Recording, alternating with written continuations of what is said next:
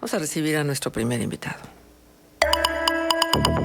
La voz de los protagonistas. Contacto telefónico. Está con nosotros Gerardo Jiménez, integrante de Prodefensa del NASAS, ProDeNASAS, y con él vamos a platicar, y de Encuentro Ciudadano Lagunero por el Agua, vamos a platicar sobre esto que ha generado un tanto controversia, porque por un lado sale el comunicado de ProDeNASAS en relación a que se había concedido la suspensión definitiva, y luego sale lo que dice Conagua, que dice que no es así, que el caso sigue, pero lo que pasa es que creo que luego faltaron decir que la suspensión definitiva en tanto dure el proceso, y se muestren todas las pruebas, y que esto aparentemente podría ser hasta el 23 de agosto, donde se determine en un juicio. Y por otra parte, esta situación que se está presentando de mucho apoyo hacia quienes no quieren que se vea afectado el Cañón de Fernández con el programa Agua Saludable, y que entonces deberían de plantear una ruta alterna para toda la obra que se está concibiendo en torno al proyecto. Gerardo, por favor, cuéntanos, Sí. ¿en qué va? Buenos días, Marcela. Gracias por la invitación. Bueno, como tú lo mencionas, en este momento pues estamos con la suspensión definitiva de la obra, que es parte de la audiencia incidental que se desarrolla en el juzgado séptimo distrito. Y estamos esperando pues ya la audiencia constitucional, donde se dictará la sentencia final.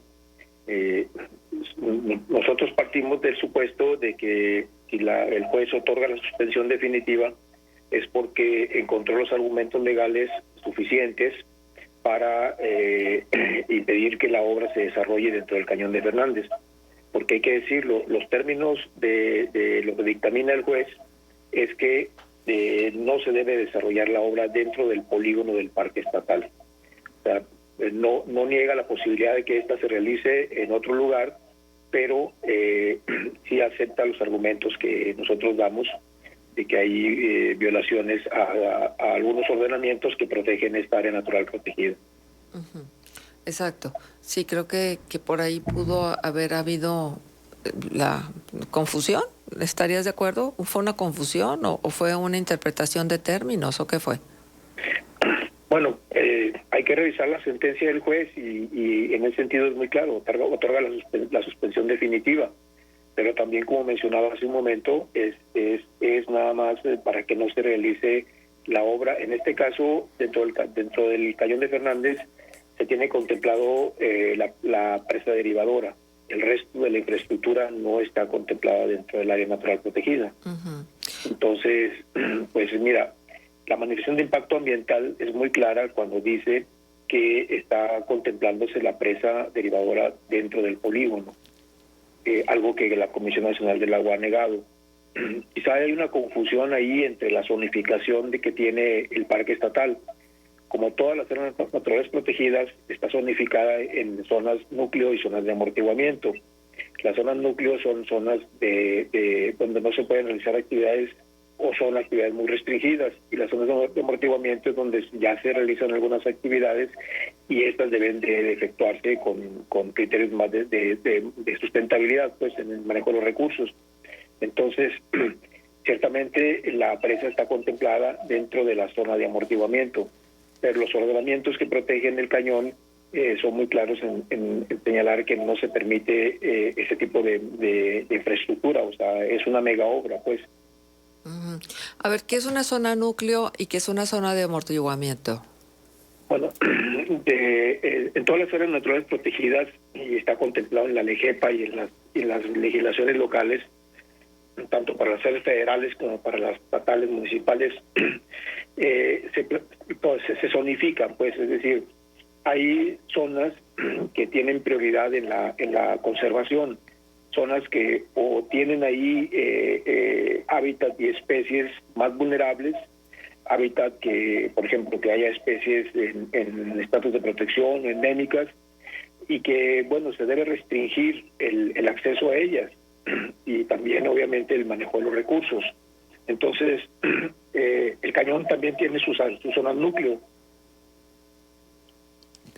¿Te perdimos? Pero, bueno, ya están delimitadas Y el caso de las zonas de amortiguamiento, bueno, pues zonas que también están protegidas, pero que si ahí se realizan algunas actividades humanas, pues estas se respetan y en todo caso, como decía hace un momento, se orientan para que se realice un manejo sostenible de los recursos que la gente aprovecha en ese lugar. Pues entonces, las zonas de amortiguamiento pueden permitir realizar algunas obras de infraestructura básica, que es yo creo que la confusión que tienen que quienes realizaron la manifestación de impacto ambiental, o sea, el despacho que contrató la Comisión Nacional del Agua, en considerar que esta obra es una obra de infraestructura básica. Cuando estás hablando de una obra que va a ocupar 3.5 hectáreas, pues no es infraestructura básica, es una mega obra, ¿no? Uh-huh. Sí, Gerardo, muy buenos días. Te saluda Manuel Cerrato. Buenos días, Manuel. Los gobernadores tanto de Coahuila como de Durango han manifestado su aval a este proyecto. Ayer el gobernador de Coahuila, Miguel Riquelme, pues señalaba que sí, seguramente faltó socialización, pero en términos generales que el proyecto es bueno y que en esa visita que se prevé en los próximos días del presidente Andrés Manuel López Obrador, que ojalá se puedan aclarar algunos puntos. ¿Qué expectativa tienen ustedes justamente de eso que señaló el presidente de venir a dialogar con las partes involucradas? Bueno, mira, esto es resultado de un proyecto que no se consensó con la sociedad en forma adecuada, pues en forma anticipada.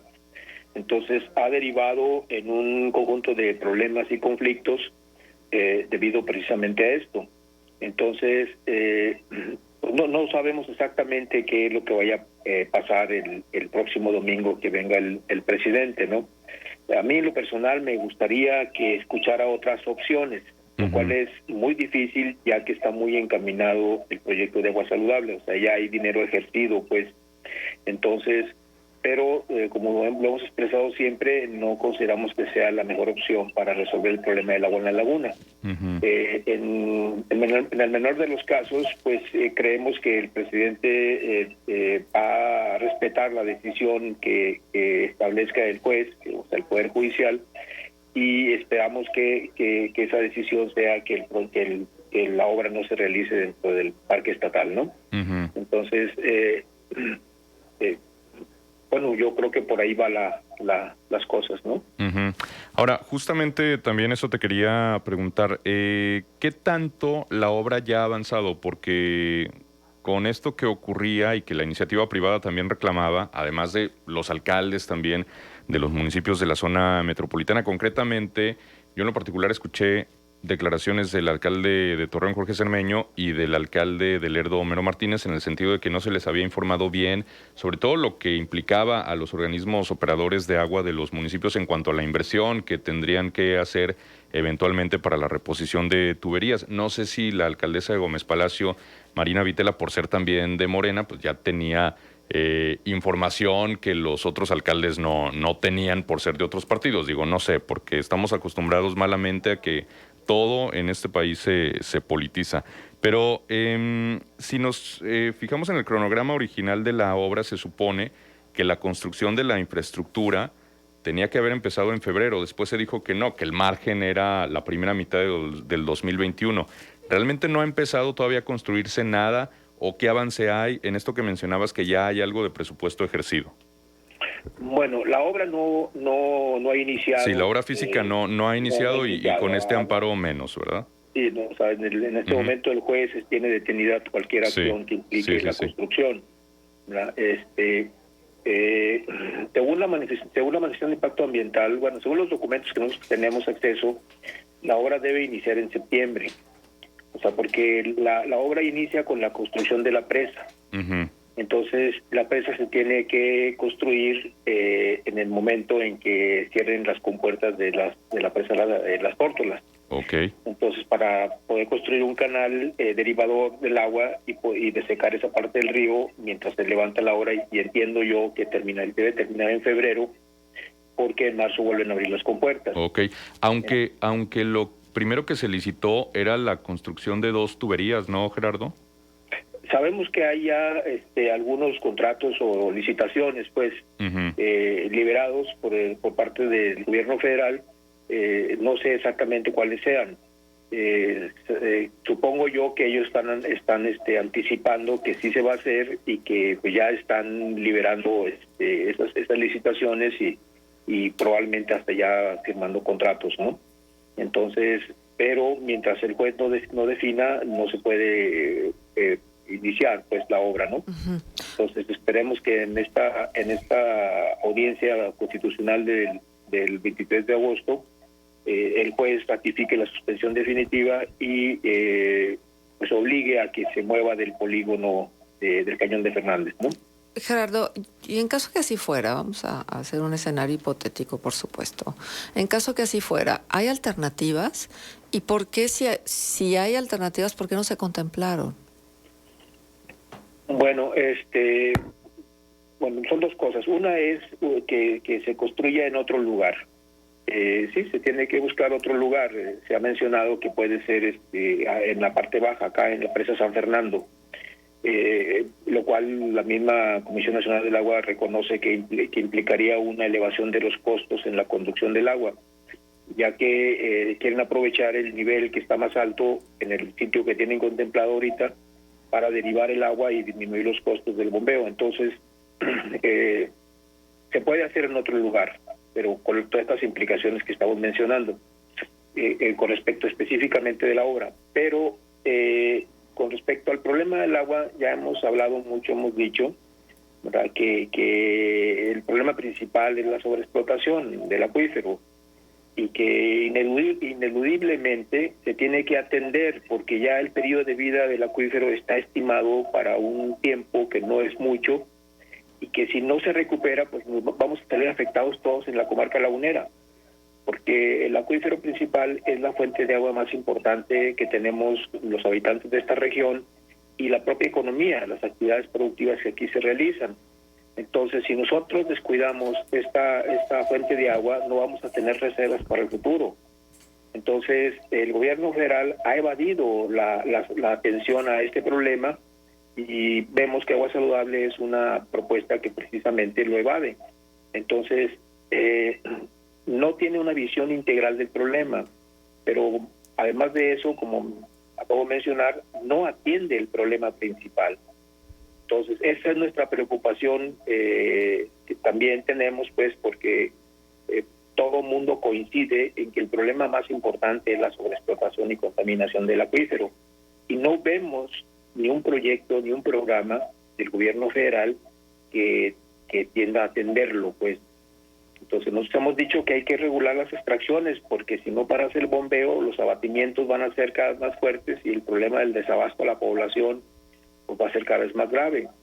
Y también hemos dicho que el acuífero tiene ya más de 70 años en desbalance, o sea, se le extrae más agua que la que se recarga y que aun cuando regule las extracciones, o sea, detengas el bombeo ilegal, aun cuando eso ocurra, tú tienes que ayudarle a que se recargue. Por eso estamos pensando que la mejor forma de ayudarle es con recargas inducidas. Y los expertos en hidrología sostienen de que la recarga que se puede hacer más efectiva es a través de liberar agua por el cauce del río, o sea, dotar de un caudal ecológico al río seco actualmente en una primera etapa a través de la zona metropolitana. Eso permitiría recargar los pozos, o sea, los conos donde se bombean los pozos que abastecen a la población. Mira, yo digo que es muy sencillo entender esto, ¿no? Si tú tienes un problema grave, que es que el acuífero está sobreexplotado, tú tienes que recuperarlo. Esa es la opción más sostenible para que la población de esta región tengamos seguridad hídrica no solamente en el presente, sino en el futuro. Entonces, si no estás enfocando tus acciones de la política hídrica hacia esta situación, quiere decir que estás postergando la solución del problema, como se hizo en los 90s y como se hizo a principios de este siglo, cuando se propusieron e implementaron acciones que fueron temporales y que pues ya no son suficientes. En este caso, por ejemplo, los filtros. Entonces, esa evasión del gobierno federal de atender el problema principal es una preocupación que debemos compartir todos los laguneros, como también el que se afecte un ecosistema ribereño. O sea, Si nosotros nos abstraemos y vemos desde el espacio la región, nos vamos a dar cuenta que ya desecamos una parte importante del río, la parte que atraviesa toda la planicie, desde San Fernando hasta la laguna de Mairán. Y ahora vamos a intervenir el último tramo del río Vivo y vamos a alterar la estructura y funcionamiento del ecosistema ribereño. Y se va a afectar también a las poblaciones ribereñas, porque ellos están preocupados porque se quiere disponer de lo que ellos llaman el agua del estiaje para proveer a la potabilizadora, y es un volumen de agua que ellos utilizan actualmente para tener un ciclo agrícola de otoño-invierno. Entonces están presumiendo que les van a afectar sus actividades productivas, por consecuencia su economía familiar, sus condiciones de vida. Entonces pues es legítima su preocupación, pues. Bien. Entonces, pero todo esto es resultado de que se tome una decisión política sin tener todos los elementos de juicio para que esta decisión sea viable, pues. O sea, se toma la decisión y luego ya se le asignan fondos y luego se licita y apenas acaba de salir la manifestación de impacto ambiental. O sea, todo eso tuvo que haberse hecho antes de que se asignen recursos. Bien. Entonces, vamos, es una decisión política que ha traído una serie de consecuencias que reflejan una improvisación en la implementación de este proyecto. Bien, Gerardo. Y bueno, ya estas consecuencias se están multiplicando, ¿no? Y van a salir más, porque no estás contemplando, apenas estás contemplando la renovación de la red de distribución urbana, que también es algo que se tiene que hacer forzosamente. Claro. O sea, porque la población no puede estar en condiciones de desabasto como lo hemos visto en los últimos años.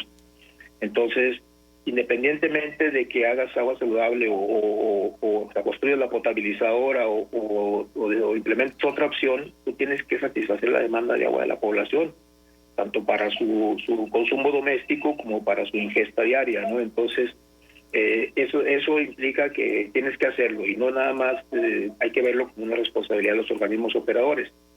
Yo creo que no se trata tampoco de estar buscando culpables, porque si la red de distribución urbana tiene más de medio siglo sin modernizarse, pues ha sido un descuido no de uno, sino de muchos gobiernos locales. Gerardo, te propongo Sí. que sigamos esta conversación en otro momento. Hoy el tiempo se nos agotó, pero Sí. bueno, nos has permitido entender mejor de qué va el asunto. Muchísimas gracias por estar con nosotros. Gracias a ti, Marcela. Hasta luego. Vamos a la pausa. Contextos.